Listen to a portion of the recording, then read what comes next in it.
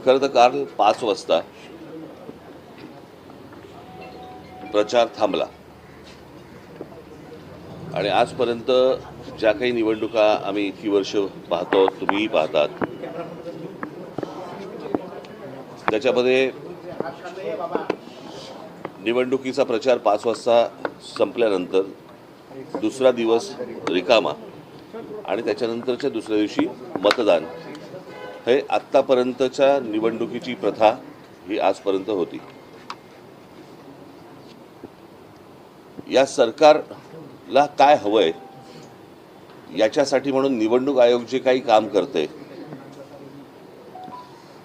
याच्यामध्ये काल त्यांनी एक नवीन नोटिफिकेशन काढलं की आज मतदानाच्या आदल्या दिवशी तुम्ही 5 वाजेपर्यंत मतदारांना भेटू शकता. ही नवीन प्रथा, नवीन पद्धत कशी काय आली आणि कुठून आली ही काही कल्पना नाही. आणि आजच कशी अचानक आली, जी विधानसभेला का नव्हती, जी लोकसभेला का नव्हती, जी अगोदरच्या कुठच्याही निवडणुकांना का नव्हती, ही आत्ता कशासाठी आली. आणि त्याच्यात त्यांनी सांगितलं की तुम्ही मतदारांना जाऊन भेटू शकता, पण पत्रकं वाटू शकत नाही. मग कदाचित पैसे वाटू शकता असं त्यांना म्हणायचं असेल. ही मुळात मुभा मिळाली का, दिली का, आणि हा कायदा बदलला का, हे नव्याने या सगळ्या गोष्टी ज्या आणल्या जात आहेत ह्या कशासाठी आणल्या जात आहेत. ह्याच्यातली अजून एक दुसरी गोष्ट, आत्ता त्यांनी एक काहीतरी पाडू नावाचं एक काहीतरी मशीन आणलंय, प्रिंटिंग ऑक्झिलरी डिस्प्ले युनिट.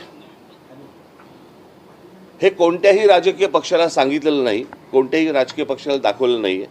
मला असं वाटतं आता उद्धव ठाकरेंच्या पत्रावरती निवडणूक आयोगाला हे पत्र गेलेलं आहे की हे तुम्ही आम्हाला कधी दाखवलं नाही. हे नवीन काय युनिट आणलंय तुम्ही, हे लोकांनाही माहिती नाही, जनतेलाही माहिती नाही.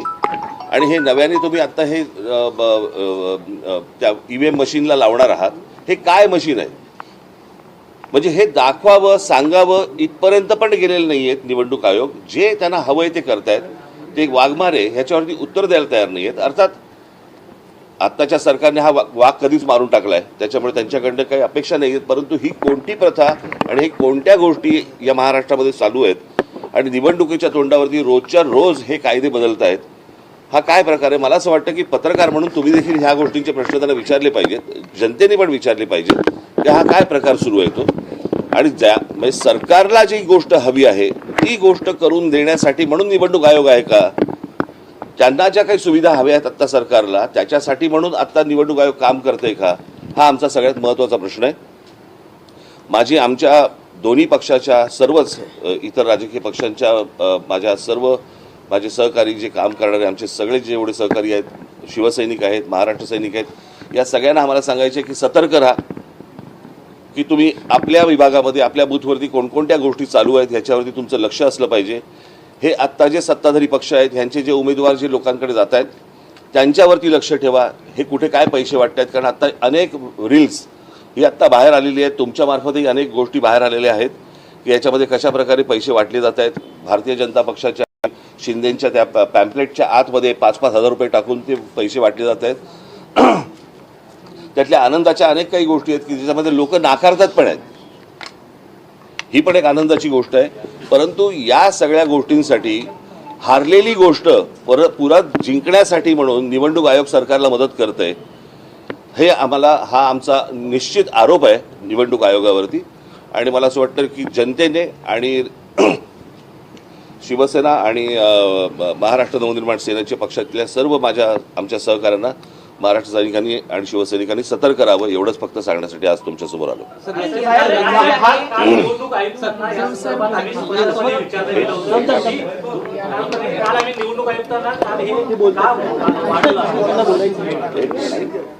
तुम्ही कॅमेरामन जर गप्प बसलात तर बरं होईल.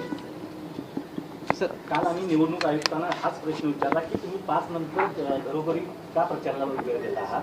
वारंवार विचारला गेल्यानंतर त्यांनी कुठल्याही प्रकारचं उत्तर देणं टाळलं होतं. परंतु शेवटी त्यांनी सांगितलं की हा जुनाच नियम आहे आणि आम्ही आता तो नाही. पण या निवडणुकीला का, ही गोष्ट विधानसभेला का नाही, ही गोष्ट लोकसभेला का नाही आली. या निवडणुकीला असं काय वाटलं की तो जुना नियम परत बाहेर काढावा. ईव्हीएम पण जुनी आहेत. ईव्हीएम पण जुनी आहेत. आणि हे जे काय नवीन मशीन आणतायत त्याच्यावरती त्यांचं असं म्हणणं आहे की ती ईव्हीएमची मशीन जुनी झाली आहेत म्हणून आम्ही त्याला एक युनिट लावतोय. इमर्जन्सी वापरले. इमर्जन्सी जी काय मशीन्स आहेत ती आम्हाला कोणाला माहिती पण नाहीये, तुम्हालाही माहिती नाहीये, लोकांनाही माहिती नाहीये हे काय आहेत ती मशीन्स. म्हणजे काय प्रकारचं राजकारण महाराष्ट्रामध्ये सुरू आहे आणि काय प्रकारच्या निवडणुका महाराष्ट्रामध्ये सुरू आहे. मला असं वाटतं की ही गोष्ट सर्वांनी लक्षात घेण्यासारखी आहे, घेतली पाहिजे आणि आमच्या लोकांनी सतर्क राहावं एवढंच फक्त मला साहेब, 2012चा परिच्छेद त्यांनी वाचून दाखवला का? पत्रकार परिषदेत मला असं वाटतं ह्याचं उत्तर दिलं ना मी, याच प्रश्नाचं उत्तर दिलं ना मी आता. त्यांनी 2012 मी परत त्याने हाच प्रश्न विचारला ना, तेच प्रश्न नका विचारू, नवीन काय असेल या त्याच्यात. यंत्राच्या बाबतीमध्ये पत्र लिहिलेलं आहे, परंतु त्या व्यतिरिक्त करण्यासारखं काय? आता तुम्ही निवडणूक आयोगाला जी मागणी नेमकी काय करतात हे डिस्कनेक्ट करण्यात यावं. जुनी जी पद्धत आहे नाही नाही, अहो प्रश्न अर्थातच ना हे कोटचं मशीन आहे, हे दिसतं कसं?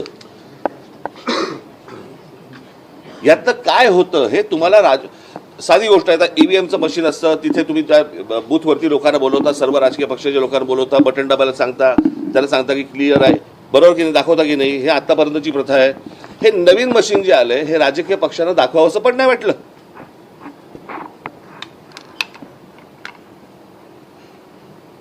ह्याच्यामधनं गडबड होणार नाही परत मतदानामध्ये, ह्याची गॅरंटी कोणी घ्यायची? इतकी बेबंदशाही चालू आहे. आम्हाला आज असं वाटलं म्हणून आम्ही आज असं केलं. असं ही कुठची लोकशाही चालू आहे? ही कोणत्या निवडणुका सुरू आहेत?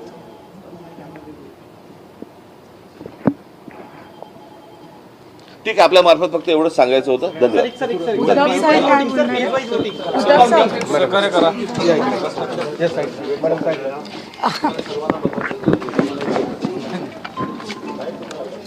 ठाकरेंच्या निवासस्थानी राज ठाकरे बोलत होते. माध्यमांशी सोबत उद्धव ठाकरे सुद्धा आहेत. मात्र राज ठाकरे यांनी निवडणूक आयोगाकडनं या निवडणूक प्रक्रियेमध्ये आणल्या जाणाऱ्या नवीन मशीनवरती आक्षेप घेतलेला आहे आणि त्या संदर्भात लोकांनी सतर्क राहावं असं आवाहन राज ठाकरेंनी केलंय.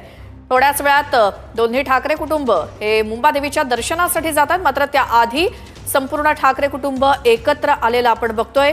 शिवतीर्थ या मनसे अध्यक्ष राज ठाकरे यांच्या निवासस्थानी उद्या महानगरपालिका निवडणुकीसाठी मतदान होत आहे. त्यापूर्वी देवाचे आशीर्वाद, मुंबादेवीचं दर्शन घेण्यासाठी उद्धव ठाकरे आणि राज ठाकरे यांचं कुटुंब हे मुंबादेवीच्या दर्शनासाठी जाणार आहे. त्यापूर्वी राज ठाकरे माध्यमांशी बोलत होते शिवतीर्थवर.